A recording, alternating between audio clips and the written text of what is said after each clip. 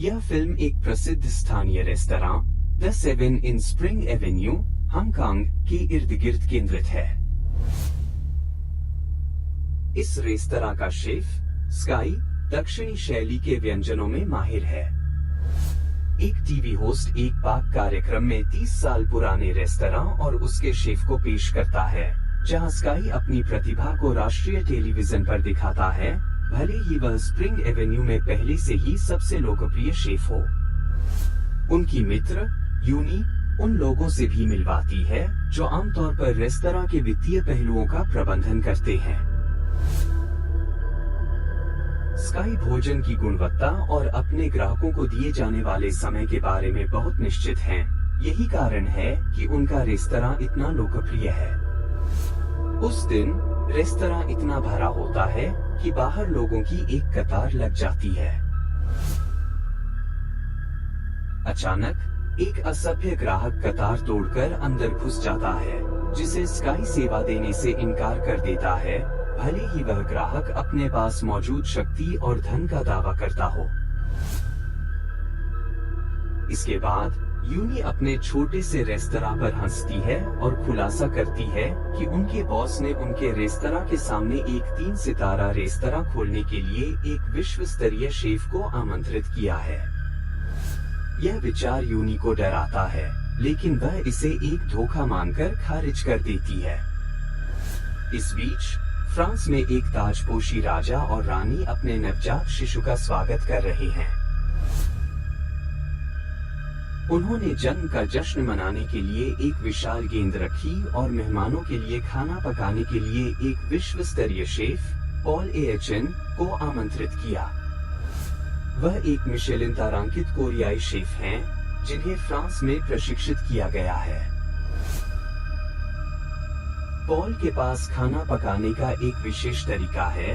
वह सीमाओं को नहीं मानता और विभिन्न देशों के व्यंजनों का मिश्रण करना पसंद करता है।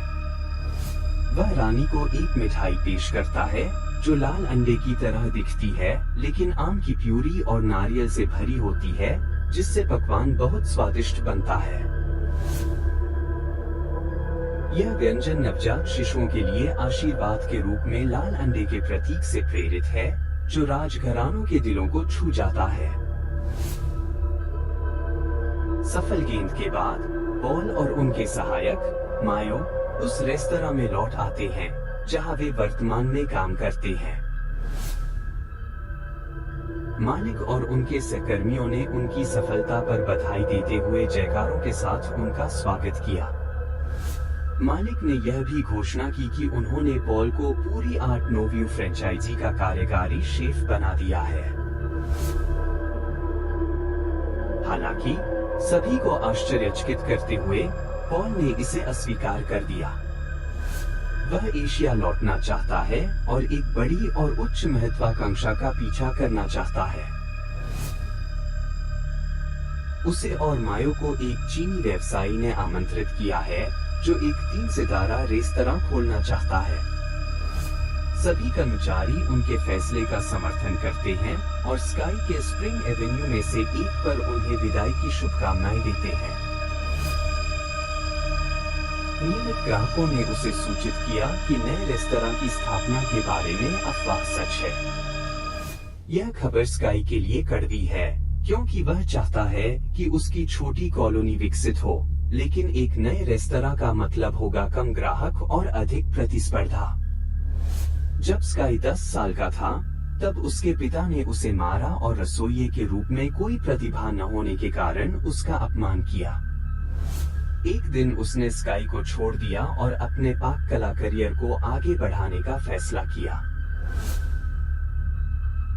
स्काई ने नूडल्स का एक अच्छा कटोरा भी नहीं बना सका। कल्पना कीजिए कि आपके पिता ने आपको नूडल्स अंकल सेवन के बाद से छोड़ दिया। साथ रेस्तरां के मालिक ने उसकी देखभाल की है और उसे भोजन के बारे में वह सब कुछ सिखाया जो उसे जानना आवश्यक था। वर्तमान में स्काई अपने पिता से 20 वर्षों से नहीं मिला है और उसकी कोई योजना नहीं है। अगली सुबह पॉल हांगकांग पहुंचता है और एक बड़ी ग्रुपर मछली की तलाश में बाजार जाता है। विक्रेता के पास केवल एक मछली होती है और वह इसे स्काई को बेचने का फैसला करता है, यह जानते हुए कि वह इसे बेहतर पकाएगा। पॉल इस बात पर जोर देता है कि दुकानदार को पक्षपाती नहीं होना चाहिए, जिससे वे एक छोटी सी बहस में पड़ जाते हैं, इससे पहले कि विक्रेता उन दोनों के लिए मछली को आधा आधा काट दे। कुछ हफ्ते बाद स्टेलर नाम के 3 सितारा रेस्तरां का उद्घाटन समारोह होता है, जो 7 रेस्तरां के ठीक सामने है। ली प्रबंधन समूह के अध्यक्ष और प्रबंधक रेस्तरां के पहले अतिथि के रूप में आते हैं और पॉल और मायो द्वारा उनका स्वागत किया जाता है। उसी समय 7 रेस्तरां के लोग अलग अलग छूट प्रस्तावों की घोषणा करना शुरू कर देते हैं, जो वे अगले सप्ताह के लिए पेश कर रहे हैं। जब सुरक्षा गार्ड तारकीय रेस्तरां से उन्हें रोकने की कोशिश करते हैं, तो एक संघर्ष उत्पन्न होता है, जिससे पॉल और मेहमानों का ध्यान आकर्षित होता है। तो मायो सुझाव देती है कि वे यह देखने के लिए एक प्रतियोगिता आयोजित करें कि कौन सा रसोइया बेहतर है। स्काई और पॉल एक दूसरे को चुनौती देते हैं और उन्होंने मछली काटने की प्रतियोगिता में शामिल होने का फैसला किया। पॉल पहले जाता है और कुछ ही समय में कुशलतापूर्वक मछली की सभी पसलियों को तोड़ देता है। उसके बाद स्काई उसी मछली को लेता है और उसे एक के नीचे समान टुकड़ों में काट देता है। जैसे ही भीड़ उसके लिए ताली बजाती है और यहाँ तक कि पॉल भी प्रभावित होता है, लीग समूह के अध्यक्ष को निष्पक्ष तरीके से परिणामों की घोषणा करनी होती है। उनका दावा है कि वास्तविक परिणाम केवल अंतर्राष्ट्रीय शेफ चुनौती प्रतियोगिता में घोषित किए जाएंगे, जिसमें दोनों शेफ ने भाग लिया है।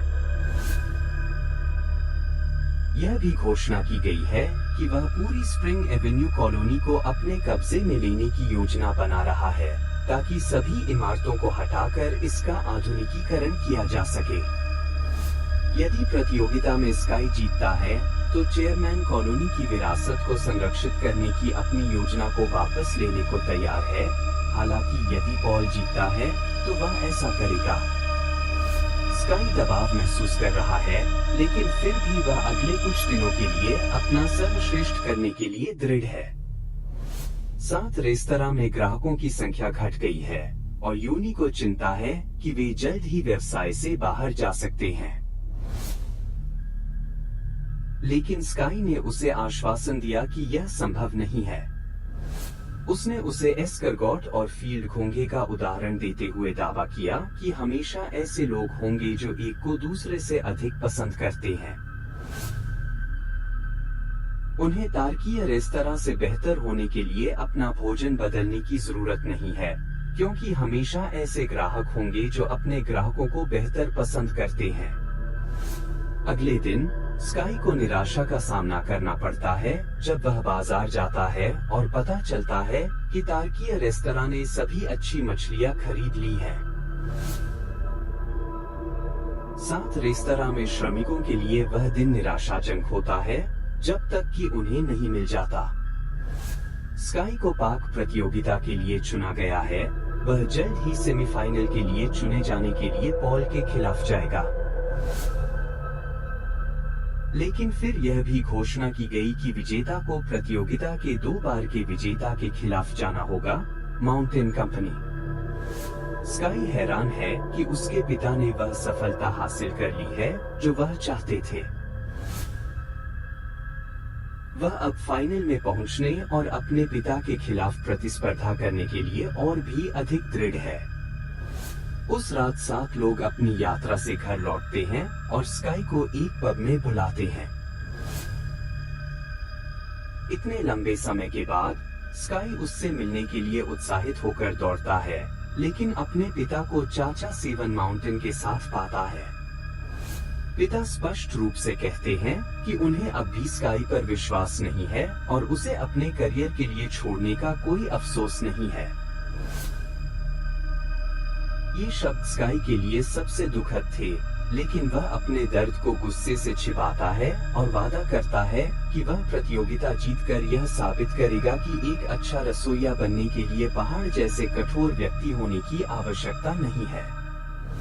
प्रतियोगिता के दिन प्रतिभागियों को अपनी पसंद का व्यंजन पकाने और उसे प्रस्तुत करने के लिए 90 मिनट का समय दिया गया। स्काई एक पारंपरिक नमक बत्तख बनाता है, जबकि पॉल फोई ग्रास तैयार करता है। दोनों रसोइये अपने अपने व्यंजन पकाने के दौरान अद्भुत विशेषज्ञता दिखाते हैं। स्काई बिना किसी प्रयास के बत्तख को अंदर से काटता है और उसे कुशलतापूर्वक बाहर निकालता है, जिससे दर्शक अंत में हंफने लगते हैं। बत्तख को नमक में पकाया जाता है और उसकी परत तोड़कर सब्जियों की भराई के साथ एक बेहतरीन डिश प्रस्तुत की जाती है। न्यायाधीश स्काई के बत्तख से अधिक प्रभावित होते हैं, जबकि पॉल के शरबत को औसत दर्जे का माना जाता है। वोटिंग के समय पॉल को 3 9 और एक भारी 10 मिलता है, जबकि स्काई को पहले 2 जजों से 10-10 अंक मिलते हैं। तीसरे जज ने उसे 9 अंक दिए, लेकिन अंतिम जज ने केवल 8 अंक दिए, जिससे दोनों के अंक बराबर हो गए। मुख्य न्यायाधीश ने निर्णय लिया कि पॉल को विजेता घोषित किया जाए, क्योंकि उसकी डिश की प्रस्तुति स्काई की तुलना में बेहतर थी। हालांकि पॉल की जीत ने उसकी क्षमताओं को मजबूत किया, लेकिन चीजें उम्मीद के मुताबिक नहीं रहीं। जीत का जश्न मनाते समय मैनेजर ने पॉल को सूचित किया कि वह प्रतियोगिता के लिए उसकी जगह मियो को लाना चाहता है,